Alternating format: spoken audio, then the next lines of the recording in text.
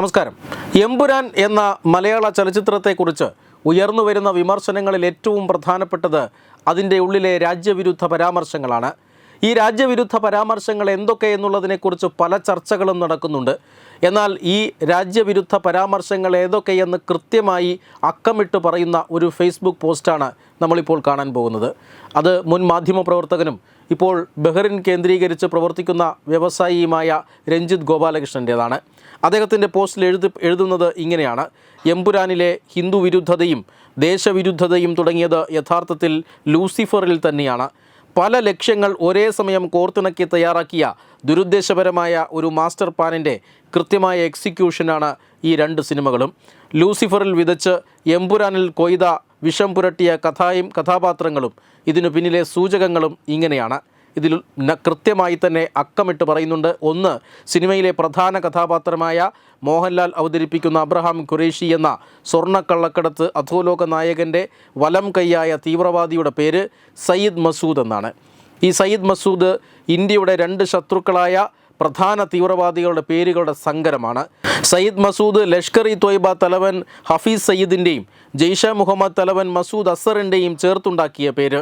ഇത് ലൂസിഫർ മുതൽ പ്ലാൻ ചെയ്തതല്ലേ? അതെ എന്നാണ് ഉത്തരം. രണ്ട്, എമ്പുരാനിൽ ഖുറേഷി ഇബ്രാഹിമിൻ്റെ മുഖം അന്വേഷണ ഏജൻസികളുടെ ക്യാമറയ്ക്ക് മുന്നിൽ ആദ്യമായി കാണിക്കുന്ന ഒരു സീനുണ്ട്.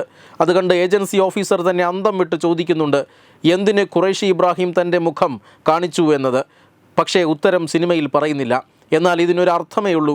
L3-യിൽ ഖുറേഷി ഇബ്രാഹിം കൊല്ലപ്പെടും. പിന്നെ നേതാവ് സയ്യിദ് മസൂദ്, അതായത് മോഹൻലാലിന് ശേഷം മലയാള സിനിമയിൽ താനാണെന്ന വ്യംഗ്യമാണ് പൃഥ്വിരാജ് മുന്നോട്ട് വയ്ക്കുന്നത്. അത് മറ്റൊരു ഒളിച്ചു കടത്തലാണ്.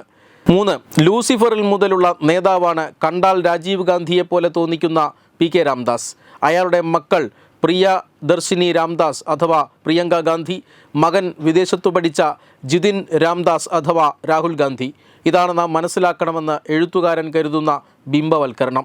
എമ്പുരാനിൽ തോൽവിയായ ജിതിനെ ഒഴിവാക്കി പ്രിയദർശിനിയെ നേതാവാക്കുന്നു.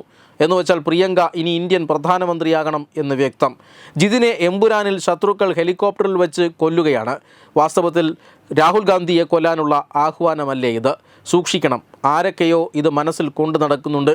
രാഹുലിനെ കൊല്ലുക, അതിൻ്റെ പഴി പരിവാറിൽ ചാരുക, സഹതാപം വച്ച് പ്രിയങ്കയെ പ്രധാനമന്ത്രിയാക്കുക. L3-യുടെ പ്ലോട്ട് റെഡിയാണ്. മുല്ലപ്പെരിയാർ തകർക്കുക എന്നതാണ് നാലാമത്തേത്. എന്നിട്ട് അതിൻ്റെയും കുറ്റം സംഘപരിവാറിൽ ചാർത്തുക.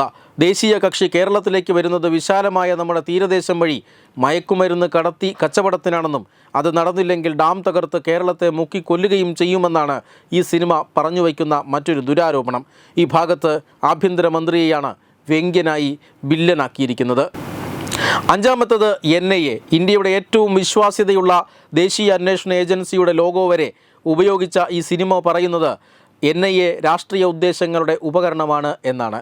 ഒടുവിൽ NIA ഉദ്യോഗസ്ഥനെ നിസ്സാരമായി വെടിവെച്ച് കൊന്നിട്ട് പോകുന്നവന് വീരപരിവേഷവും. ആറാമത്തേത് ലഷ്കർ-ഇ ത്വയ്ബയുടെ ക്യാമ്പാണ്. അവരുടെ ക്യാമ്പ് കാണിക്കുന്ന സീനിൽ വ്യക്തമായി അവരുടെ ബാനർ കാണിക്കുന്നുണ്ട്. അവിടെ കലാപത്തിനിരയായ ഒരു മതവിഭാഗത്തിൽ മാത്രം പെട്ട കുട്ടികളെ പറഞ്ഞു പഠിപ്പിക്കുന്ന ഭീകരൻ. അയാൾ കുട്ടികളെ തങ്ങളുടെ ഉറ്റവരെ ഇല്ലാതാക്കിയ എതിർ സമൂഹത്തോട് പ്രതികാരം ചെയ്യാൻ പ്രതിജ്ഞ എടുപ്പിക്കുകയാണ്. ഭീകരതയെ പ്രോത്സാഹിപ്പിക്കുകയും പ്രേരണ നൽകുകയും ചെയ്യുന്ന വിധമാണ് ഇത് മനഃപൂർവ്വം ചിത്രീകരിച്ചിരിക്കുന്നത്.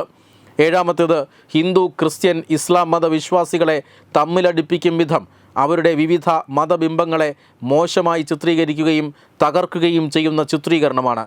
അത് മതവിഭാഗങ്ങൾ തമ്മിലെ വൈരാഗ്യം കുത്തിയിളക്കാനിടയാക്കുന്ന വിധമാണ് പ്രദർശിപ്പിച്ചിരിക്കുന്നത്. വർഗീയ ലഹളയ്ക്ക് പോകുന്നവർ ക്ഷേത്രത്തിൻ്റെയും തൃശ്ശൂലത്തിൻ്റെയും പശ്ചാത്തലത്തിലുള്ള സീനുകളും കുരിശു തകർക്കുകയും ചെയ്യുന്ന സീനുകളും കാണാം. ഇങ്ങനെ കലാപവും അസ്വസ്ഥതകളും സൃഷ്ടിക്കാൻ പാകത്തിന് സകല ദുരുദ്ദേശങ്ങളുമുള്ള ഒരു സിനിമ. ഇന്ത്യൻ ആർമിയിലെ ഉന്നത പദവി വരെ വഹിക്കുന്ന സമ്പൂർണ്ണ നടൻ കൊണ്ട് തലവച്ച ഇടം കൊള്ളാം. സിനിമയിലെ രാജ്യവിരുദ്ധത കൃത്യമായി തന്നെ അക്കമിട്ട് നിരത്തുന്ന ഈ ഫേസ്ബുക്ക് പോസ്റ്റ് ഇനിയും കുറച്ച് കാര്യങ്ങൾ പറയുന്നുണ്ട്. ആത്യന്തികമായി ഈ സിനിമ ഇങ്ങനെ സെൻസർ ബോർഡിലൂടെ അല്ലെങ്കിൽ റീസെൻസർ ചെയ്ത് പുറത്തിറക്കേണ്ട ഒന്നല്ല, സമ്പൂർണ്ണമായും നിരോധിക്കേണ്ട ഒന്നാണ് എന്നാണ് രഞ്ജിത്ത് ഗോപാലകൃഷ്ണൻ അഭിപ്രായപ്പെടുന്നത്. മാത്രമല്ല, ഈ സിനിമയിൽ ആദ്യം സെൻസർ ബോർഡ് ഇതൊന്നും കണ്ടെത്താത്തതിൽ വലിയ പ്രതിഷേധവും അദ്ദേഹം വഹിക്കുന്നുണ്ട്. സെൻസർ ബോർഡിനെ അതിരൂക്ഷമായി അദ്ദേഹം വിമർശിക്കുകയും ചെയ്യുന്നുണ്ട്. Web desk Tatwamayi news. Branding partner Edubix online executive education, focus physiotherapy centre Pattom, Unnath engineering Gujarat, തീർത്ഥയാത്ര.com, iron build Gujarat.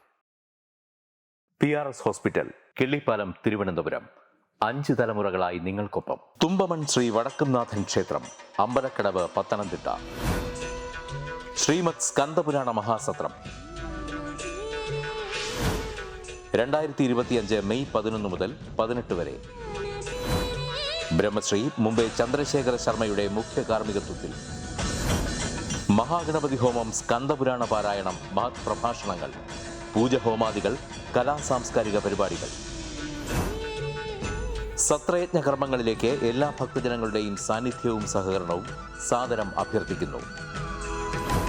മഹാസത്രവേദിയിൽ May 18 Palani അരുൾമിക Dandayudhapani സ്വാമി ദേവസ്ഥാന അർച്ചക സ്ഥാനികർ ശ്രീസെൽവ സുബ്രഹ്മണ്യ ശിവശാരിയാരുടെ മുഖ്യ കാർമ്മികത്വത്തിൽ നടക്കുന്ന അതിശ്രേഷ്ഠവും സർവൈശ്വര്യദായകവുമായ സ്കന്ദഹോമം. സ്കന്ദമഹാപുരാണ സത്രത്തിന്റെ ആദിമധ്യാന്തമുള്ള സമ്പൂർണ്ണ തത്സമയ കാഴ്ച തത്വമയി നെറ്റ്വർക്കിൽ.